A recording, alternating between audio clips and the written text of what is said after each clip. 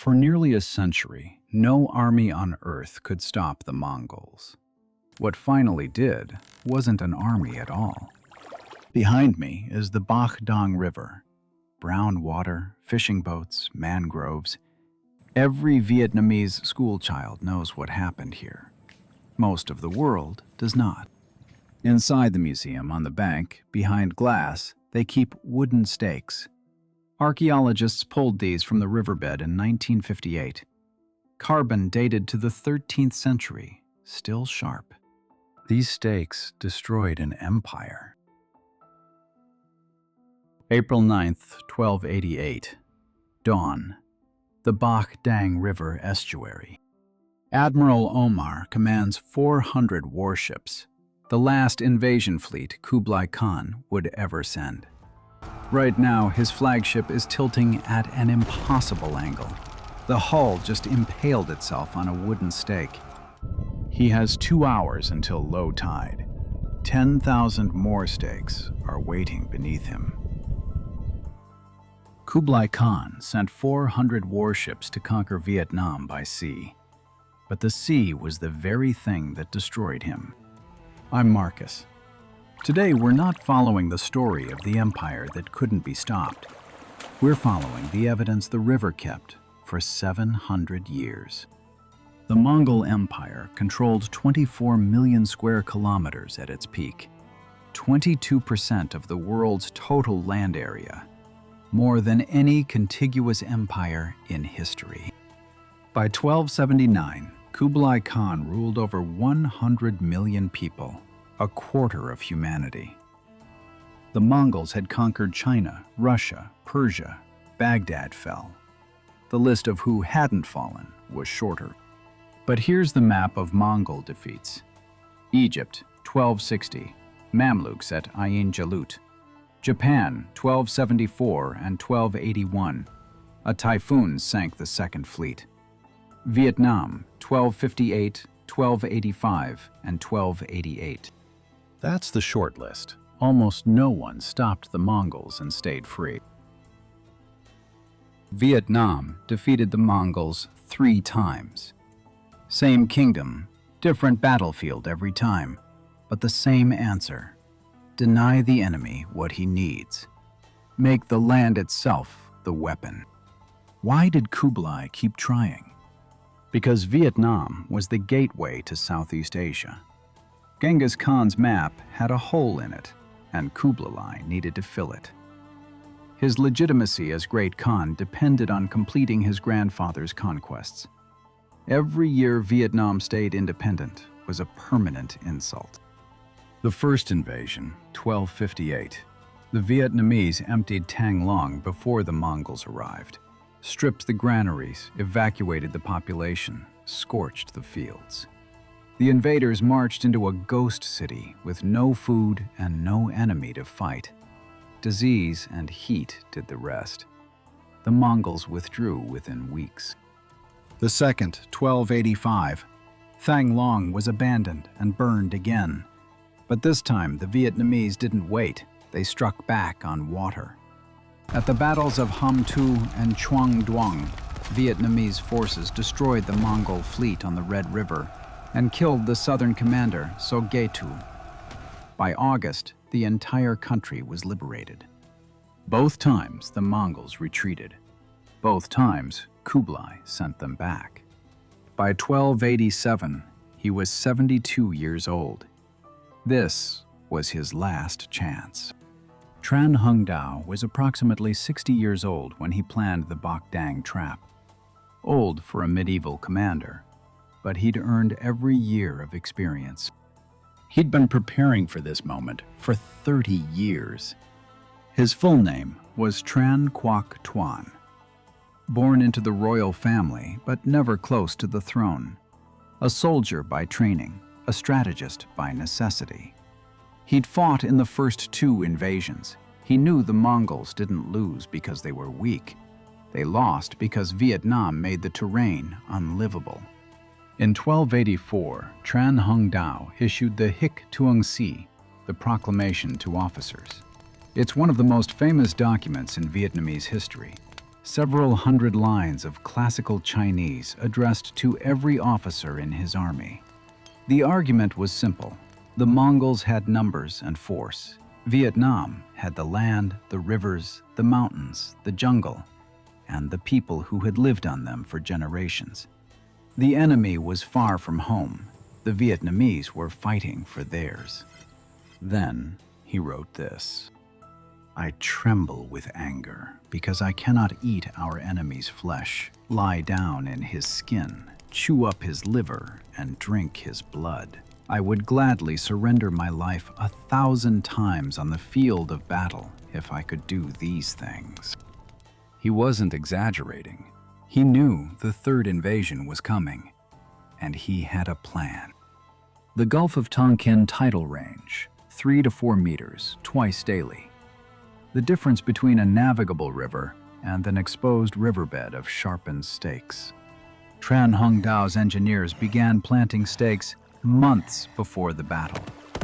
Hardwood, ironwood, the kind that doesn't rot in salt water. Each stake, up to 3 meters long, sharpened to a point, fire-hardened.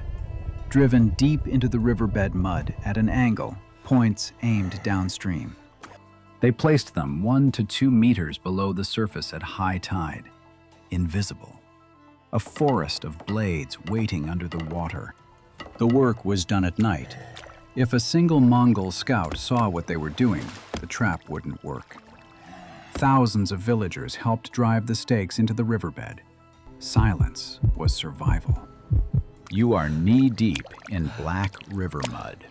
Midnight. The Yuan fleet is at anchor somewhere upstream. Around you, hundreds of villagers drive stakes into the riverbed in silence. No torches, no voices. The work takes months. Estimates vary. Vietnamese sources say 100,000 stakes. Modern historians say 10 to 30,000. Either way, the Bach Dang River became a killing field. The choreography had to be perfect. Lure the Yuan fleet upriver at high tide. Hold them there for 3 hours. When the tide dropped, the stakes would emerge. Ships would impale themselves, and the Vietnamese fleet would return downstream, firing into immobilized targets. It was a one-shot trap. If the timing failed, if the Mongols noticed the stakes, if the tide didn't cooperate, everyone involved would die. Tran Hung Dao bet everything on the river. Not because the plan was brilliant, because there was nothing else left to try. April 9th, 1288. High tide. The Vietnamese fleet waited at the mouth of the Bach Dang. Omar's 400 warships approached. Yuan ships, 20 to 35 meters long, ocean-going junks, high stern castles, deep hulls. Built for open water, not rivers. The Vietnamese ships were smaller, 12 to 20 meters, flat-bottomed, shallow draft, built for this exact water. The Vietnamese fleet turned and ran. Omar gave the order to pursue. This is what victory looked like. The enemy fleeing upriver, abandoning defensive positions, scattering in panic. The Yuan fleet followed. 3 hours to low tide. You are a Vietnamese rower. The Yuan flagship is 200 meters behind you. Your job is not to win, not yet. Your job is to stay exactly close enough to keep them following. The Vietnamese rowers knew the timing by heart. They'd rehearsed this.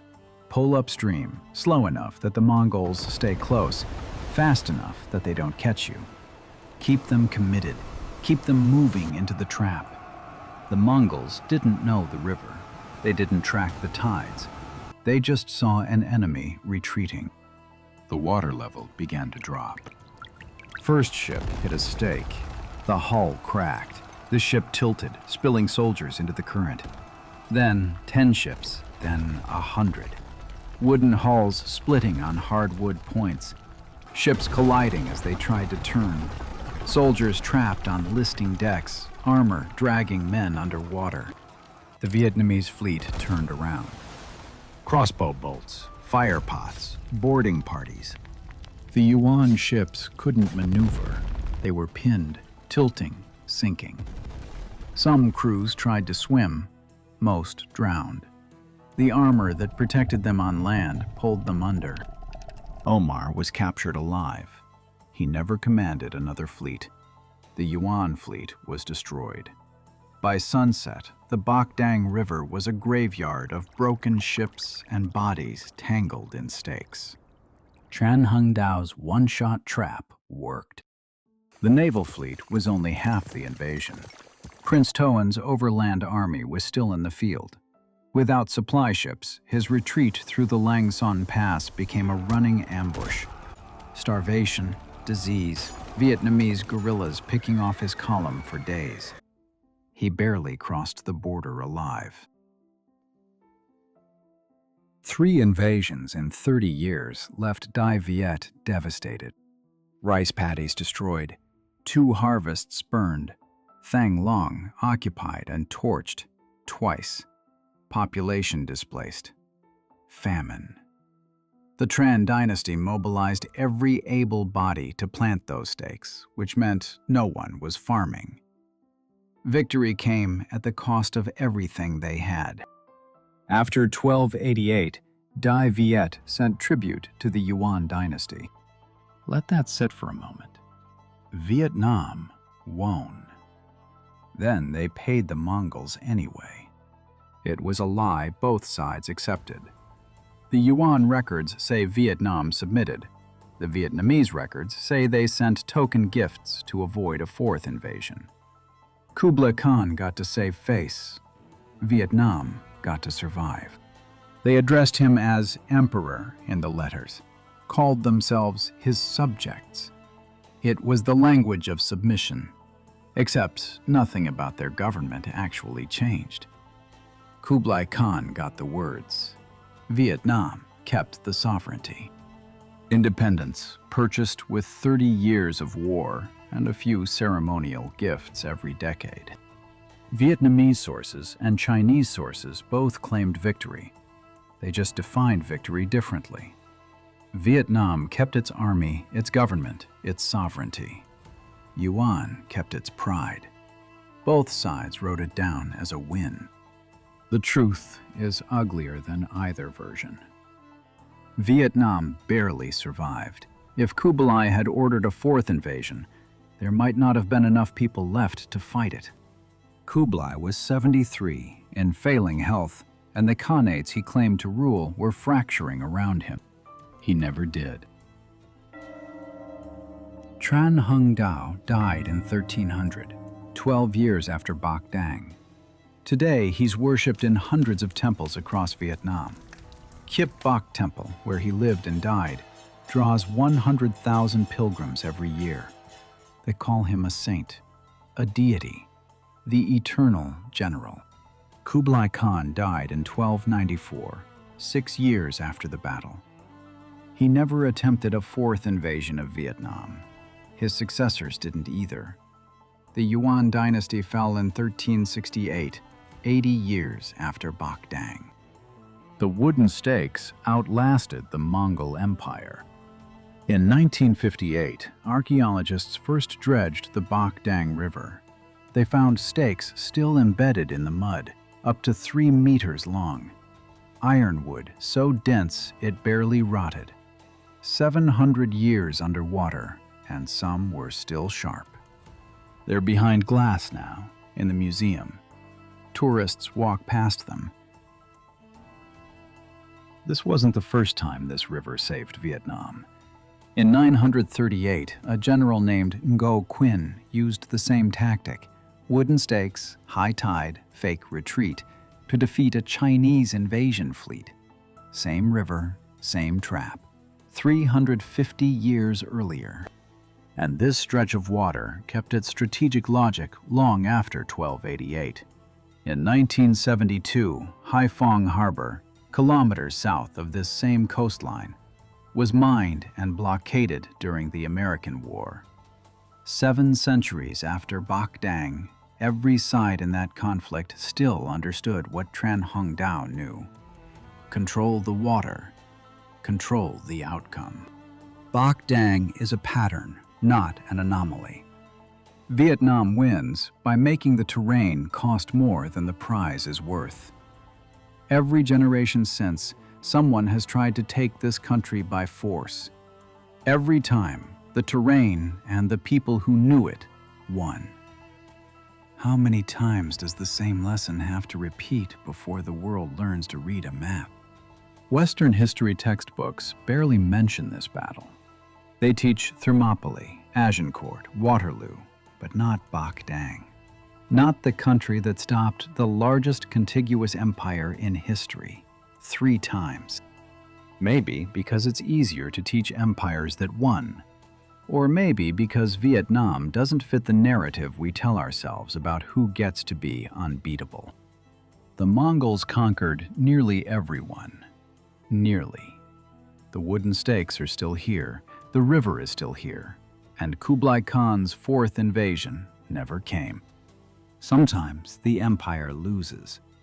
And sometimes the thing that defeats it isn't another empire. It's a river, and 10,000 sharpened stakes, and a 60-year-old general who knew exactly when the tide would turn. The same river, the same trick, 350 years apart. Tell me in the comments, which battle should we reconstruct next? The general who invented this trap in 938?